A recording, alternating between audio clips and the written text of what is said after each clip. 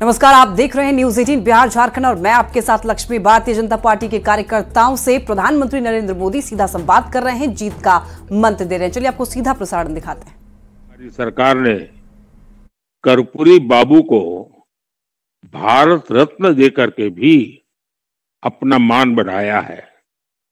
हमारी सरकार के प्रयासों से 25 करोड़ लोग गरीबी से बाहर आए हैं और मुझे तो ज्यादा खुशी इस बात से है कि इन 25 करोड़ में 3.5 करोड़ हमारे भाई बहन बिहार के हैं। 3.5 करोड़ लोगों का 10 साल में गरीबी से बाहर निकलना, ये मेरे लिए तो इतना संतोषकारक है। देखिए, बिहार के 9 करोड़ जरूरतमंद लोगों को आज गरीब कल्याण योजना के तहत मुफ्त राशन मिल रहा है। करीब 3 करोड़ माताओं बहनों को उज्ज्वला योजना के तहत मुफ्त गैस कनेक्टिविटी और बेहतर करने के लिए हजारों करोड़ की परियोजनाओं पर काम चल रहा है। अगर हर पन्ना प्रमुख सरकार की इन उपलब्धियों को लोगों तक पहुंचाएगा तो भाजपा में, एनडीए में लोगों का विश्वास और मजबूत होगा। जो पन्ना प्रमुख है वो वोटर से लगातार मिले। जो लोग चुनाव का प्रबंधन देख रहे हैं वो उसकी पूरी मॉनिटरिंग करे। खास तौर पर महिला वोटर्स को उनके बीच की जानकारी हो, वहां तक जाने में कोई असुविधा ना हो, इसका ध्यान रखना होगा। जो फर्स्ट टाइम वोटर है उन्हें ज्यादा से ज्यादा वोट करने के लिए प्रेरित करना होगा। आप सबको अपने बूथ पर पिछली बार से कम 10% वोट ज्यादा प्राप्त करने चाहिए। लक्ष्य तय करना चाहिए कि पिछली बार अगर 500 मिला है तो इस बार 10% और जोड़ेंगे, 550 करेंगे। ये हमें कोशिश करनी चाहिए। आपकी सीट पर जो बीजेपी का सिंबल है, जो एनडीए के सहयोगी दल का सिंबल है, हमारे उम्मीदवार ईवीएम में कौन से नंबर पर है, ये सारी बातें भी बार बार मतदाता को बतानी चाहिए। वो चित्र लेकर के जाना चाहिए ईवीएम मशीन का, कैसे बटन दबाना, कितने नंबर पे हमारे उम्मीदवार का नाम है, कमल का निशान हमारा कैसा है, हमारे साथी एनडीए दल के जो है उनका निशान कैसा है, पूरा समझाना चाहिए। और देखिए, संगठन स्तर पर हमारे जो पदाधिकारी है उन्हें चुनावी तैयारी के साथ साथ ये भी ध्यान रखना है कि हमारे कार्यकर्ताओं का स्वास्थ्य या अन्य कोई परेशानी न आ जाए। एक काम आप और कर सकते हैं, अगले 3-4 दिनों में बूथ लेवल के सभी कार्यकर्ता एक टिफिन बैठक करें। घर से खाना लेके टिफिन लेकर के बूथ के कार्यकर्ता आए, पन्ना प्रमुख आए, बैठे साथ में खाना खाए और मिलकर के खाना खाए। एक नई ताकत मिल जाएगी और काम की चर्चा भी करें। इससे एक टीम बन जाएगी। सारे एनडीए के साथी मिलेंगे, खाएंगे तो एक टीम बन जाएगी और मैं मानता हूं काम बेहतर रहेगा। अब आप बिहार के साथियों को मालूम है, आने वाले कुछ दिनों में चुनाव प्रचार के लिए मैं बिहार के अलग अलग इलाकों में जाने वाला हूं और जब मैं वहां आऊंगा तो जरूर और भी बहुत सी बातें वहां करूंगा। मुझे बहुत अच्छा लगा, बिहार के ग्रासरूट लेवल के आप सभी रथी महारथियों से मुझे आज बात करने का मौका मिला। मेरी आप सबको बहुत बहुत शुभकामनाएं हैं। धन्यवाद।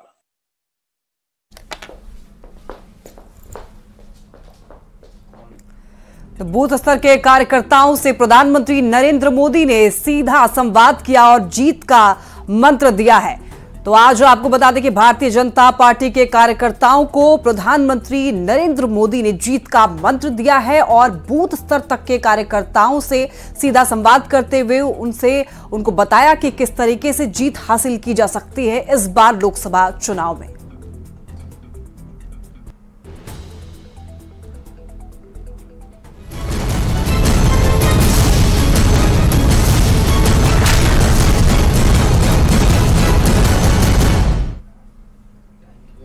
झारखंड में गठबंधन के प्रत्याशी के ऐलान में अभी और वक्त लगेगा।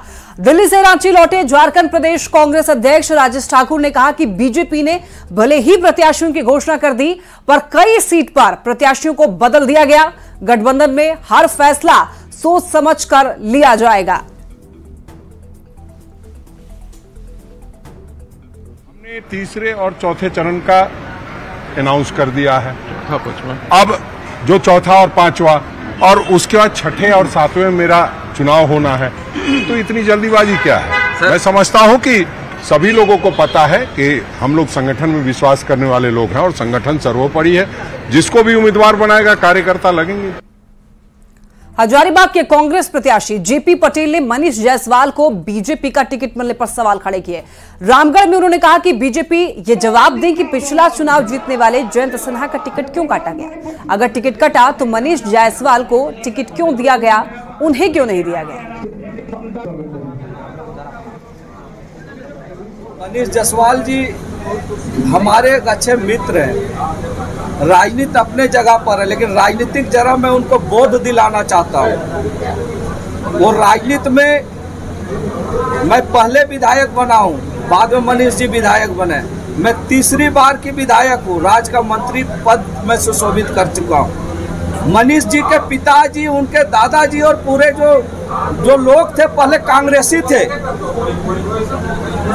कांग्रेस के बाद वो जेवीएम में चले गए। कभी ताला चाबी से लड़े उनके पिताजी।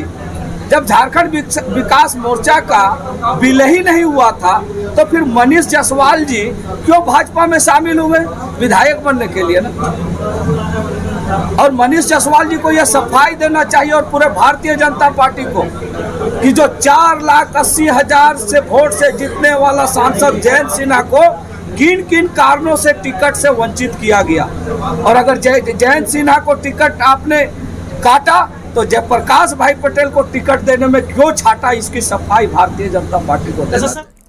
जेएमएम ने बीजेपी पर ईडी का दुरुपयोग करने का आरोप लगाया है। रांची में जेएमएम महासचिव सुप्रियो भट्टाचार्य ने कहा कि हेमंत सोरेन आदिवासी हैं, इसीलिए ईडी की आड़ में झूठे केस में उन्हें जेल भेज दिया गया है, जबकि कई भ्रष्टाचारियों को बीजेपी ने खुलेआम संरक्षण दे रखा है। पीएमएलए का जहां साबित होता है मनी ट्रेल का, ईडी चुप रहता है। जहां एक सिविल नेचर का है, वहां ईडी सक्रिय हो जाती है।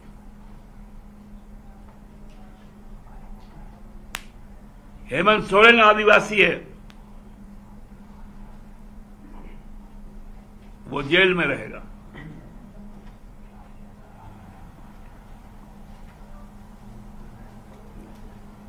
और जिनके खिलाफ असंख्य एविडेंस है, वो राजभवन में बैठा रहेगा। यही पूरा खेल हो रहा है भ्रष्टाचार का। जेएमएम ने बाबूलाल मरांडी की ओर से ढुलू महतो का बचाव करने पर सवाल खड़े किए। जेएमएम महासचिव सुप्रियो भट्टाचार्य ने कहा कि बाबूलाल किस आधार पर ढुलू महतो का बचाव कर रहे हैं, जबकि पूरी दुनिया जानती है कि ढुलू महतो पर किस तरह के आरोप लगे हैं। गए तो यही बाबूलाल जी ढुलू महतो को क्या कहते थे, पुराना स्टेटमेंट सब निकाल लीजिए। और उनको मल्टीविटामिन मिलता है। ढुलू महतो जिस तरह के जो लोग हैं, मल्टीविटामिन का मतलब आप लोग जानते हैं ना, मल्टी का एम से शुरू होता है। वो मल्टीविटामिन जब तक बाबूलाल जी को मिलता रहेगा, ढुलू महतो जी बहुत शानदार कैंडिडेट उनके लिए रहेंगे।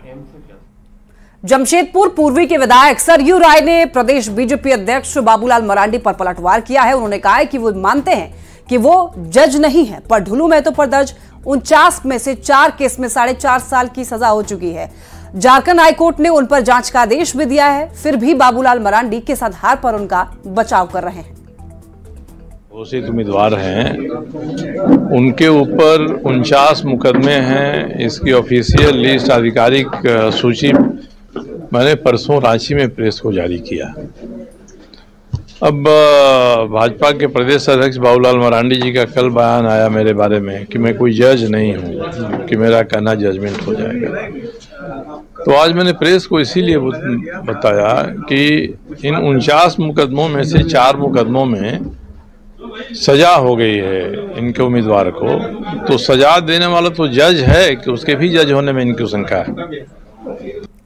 झारखंड के प्रदेश कांग्रेस अध्यक्ष राजेश ठाकुर ने विधायक सरयू राय के बयान का स्वागत किया। उन्होंने कहा कि कई नेता कांग्रेस से समर्थन हासिल करना चाहते हैं, पर धनबाद को लेकर सोच समझकर फैसला होगा। धनबाद में क्यों लोग इतना परेशान हैं?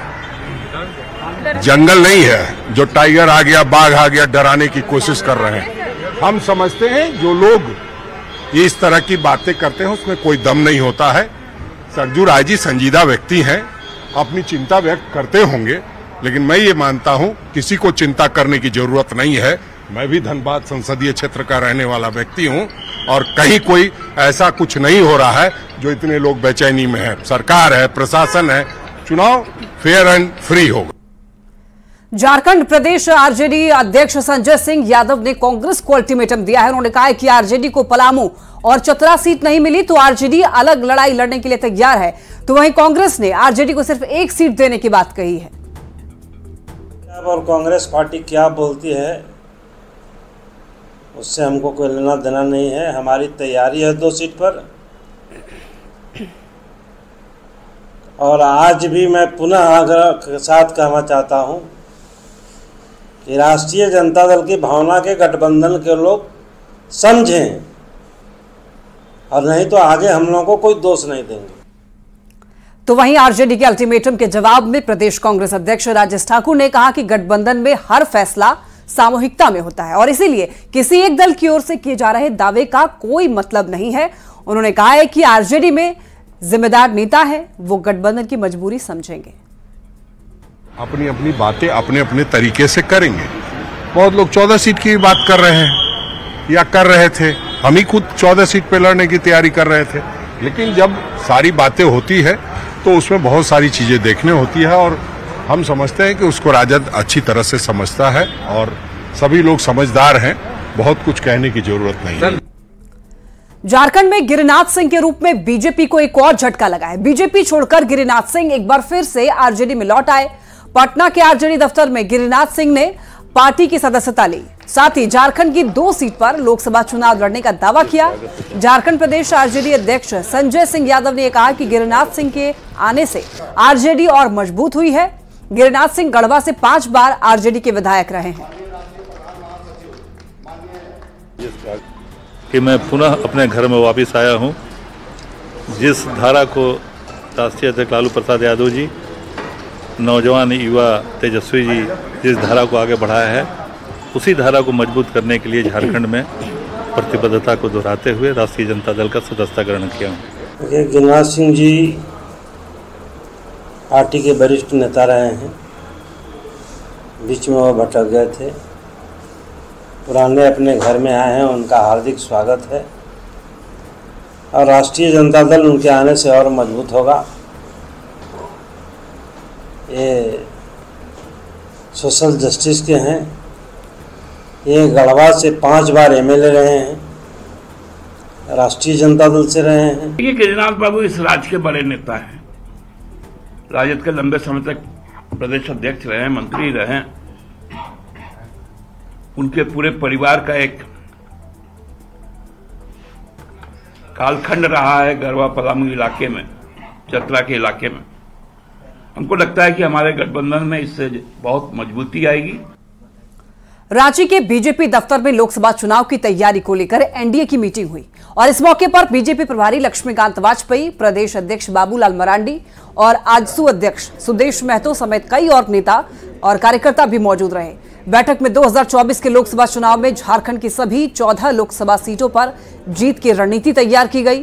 साथ ही एक एक कार्यकर्ता से चुनावी तैयारी में जुट जाने का आह्वान भी किया गया।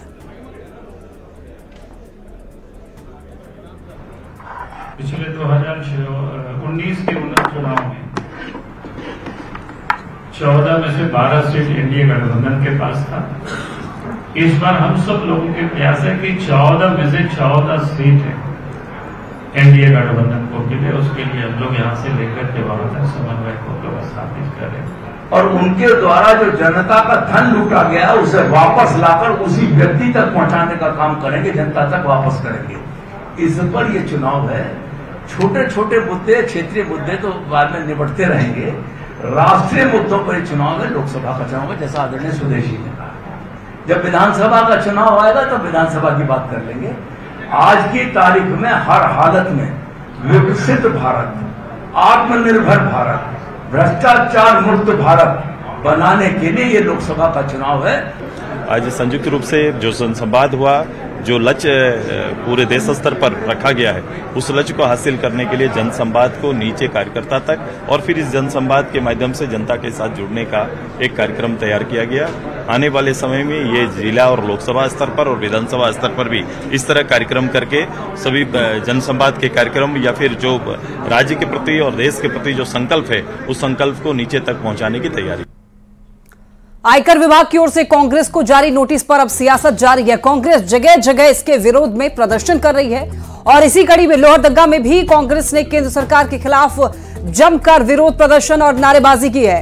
कांग्रेस प्रत्याशी सुखदेव भगत के नेतृत्व में पावरगंज चौक पर कांग्रेस कार्यकर्ताओं ने हाथों में तख्तियां लेकर केंद्र सरकार के खिलाफ अपना विरोध दर्ज कराया है।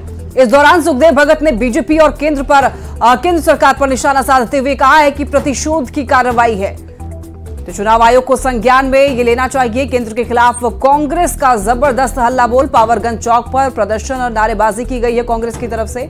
आयकर विभाग की कार्रवाई पर सवाल उठाए जा रहे हैं। प्रतिशोध की कार्रवाई है, सुखदेव भगत का यह कहना है। चुनाव आयोग को संज्ञान लेना चाहिए। निश्चित रूप से ये प्रतिशोध कह सकते हैं और कहीं न कहीं मैं आज कहना चाहूंगा कि मोदी के सरकार, ताने सरकार वो डरी हुई है और डरी हुई है, इसलिए उसे फॉल प्ले जिसे कहा जाए, वो फॉल प्ले करना चाहती है कि एन केन प्रकार वो जीतना चाहती है। लेकिन यहाँ की जनता बहुत जागरूक है, भारत की जनता बहुत जागरूक है। वो महागठबंधन और विशेषकर कांग्रेस से डरी हुई है, इसलिए उन्होंने पूरे खाते को उन्होंने सील कर रखा अवैध तरीके से।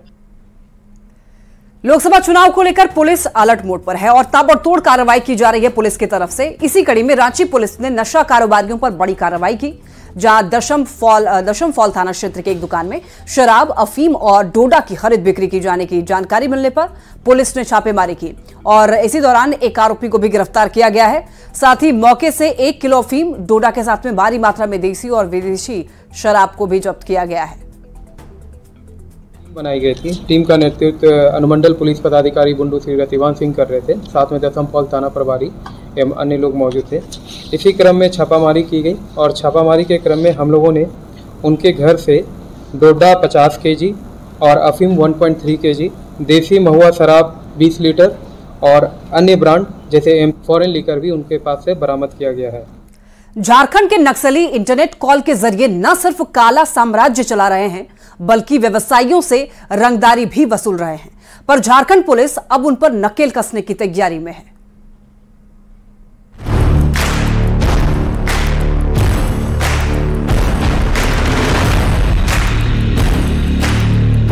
पीएलएफआई का गैंग ज़ेंगी ऐप के जरिए झारखंड में नशे का कारोबार बड़ी आसानी से फैला रहा है।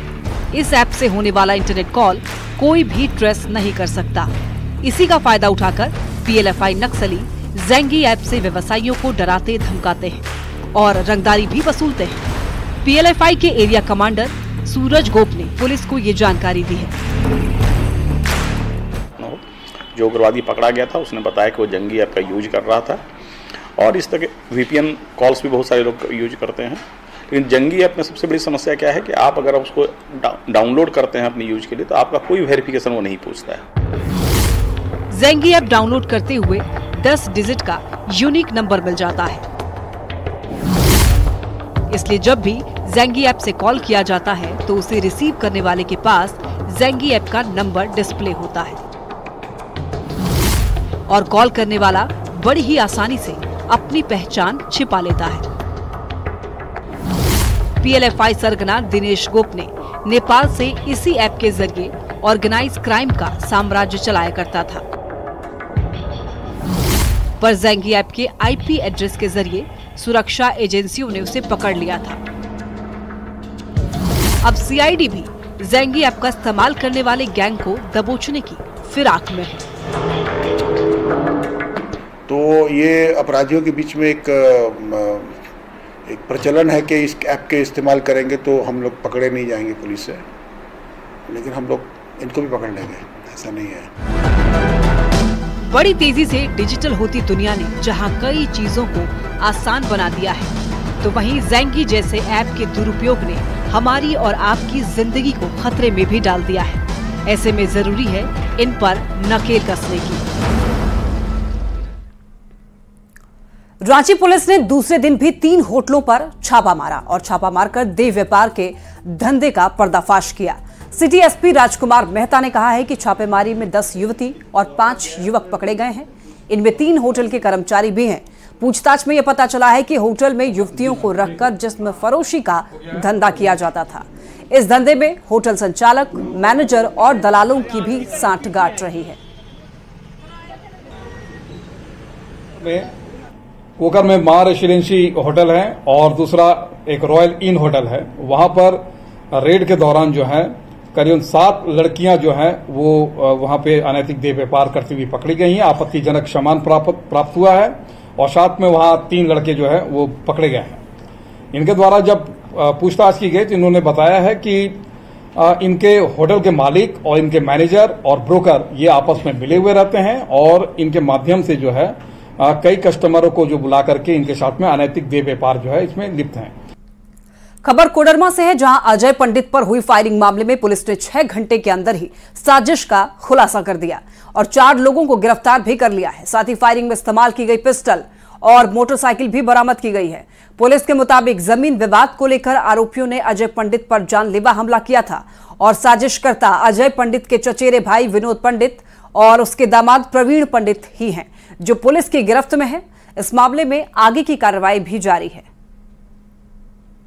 6 घंटे के अंदर कांड का उद्भेदन किया और जो इस कांड के साजिशकर्ता थे और शूटर्स थे उनकी सबकी अरेस्टिंग की है और घटना में इस्तेमाल बाइक और जो वेपन था उसे रिकवर किया है।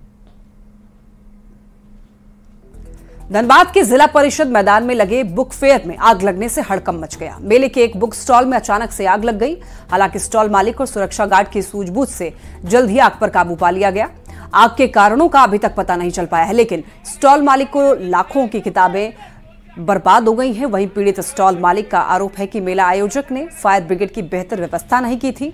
वहीं मेला आयोजक का यह कहना है कि इस मामले की जांच की जाएगी।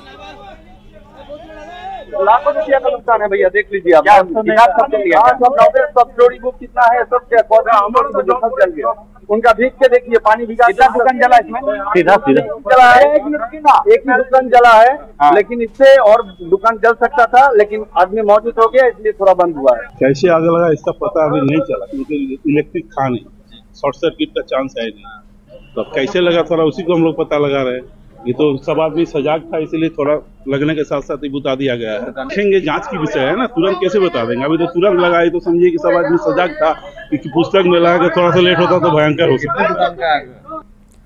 पलामू में एक दुकान में आग लगने से हड़कंप मच गया। मामला मेदिनी नगर शहर के बाजार का है। जानकारी के मुताबिक शॉर्ट सर्किट की वजह से दुकान में आग लगी, जिससे पूरे मार्केट में अफरा तफरी मच गई। हालांकि फायर ब्रिगेड और स्थानीय लोगों की मदद से आग पर समय रहते काबू पा लिया गया। इस घटना में कोई जनहानि नहीं हुई है।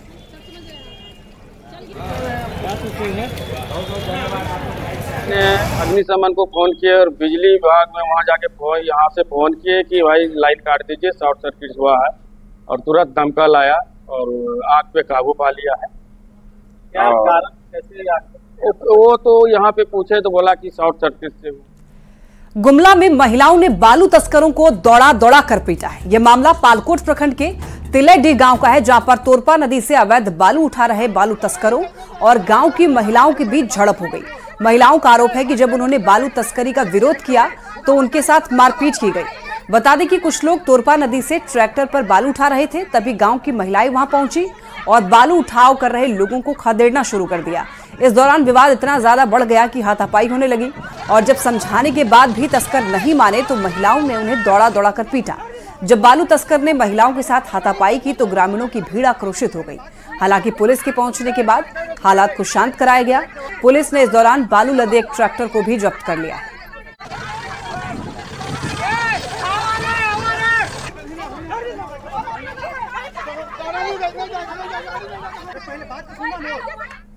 4 अप्रैल को झारखंड मुक्ति मोर्चा के 45वें स्थापना दिवस के मौके पर हजारीबाग में कार्यक्रम का आयोजन होने वाला है, जिसमें प्रदेश के मुख्यमंत्री चंपाई सोरेन के साथ पार्टी के कई बड़े नेता शामिल होने वाले हैं। वहीं पार्टी की ओर से प्रेस कॉन्फ्रेंस कर कार्यक्रम को लेकर जानकारी दी गई है, जहां जेएमएम केंद्रीय सचिव संजीव बेदिया ने कहा है कि ये कार्यक्रम बेहद ऐतिहासिक होने वाला है। 4 अप्रैल को हजारीबाग के गांधी मैदान में इसका आयोजन होगा। कार्यक्रम में झारखंड की संस्कृति की झलक भी दिखेगी। सीख कर रहे हैं और यही इतिहास हजारीबाग जिला को नया दिशा देगा। और उसी दिन हम लोग शपथ लेंगे कि इस बार यूपीए गठबंधन को जो प्रत्याशी है 100 नहीं 200% हजारीबाग में झारखंड मुक्ति मोर्चा के लोग जिताने का काम करेंगे। आदरणीय चंपाई सोरेन जी पहुंचेंगे और हमारे आदरणीय कल्पना सोरेन जी पहुंचेंगे, हमारे गिरिडीह के विधायक सोनू बाबू और हमारे फागू दादी उपस्थित रहेंगे। और इसी के साथ इस बुलेटिन में फिलहाल के लिए इतना ही। खबरें लगातार जारी है, आप देखते रहिए न्यूज़ 18।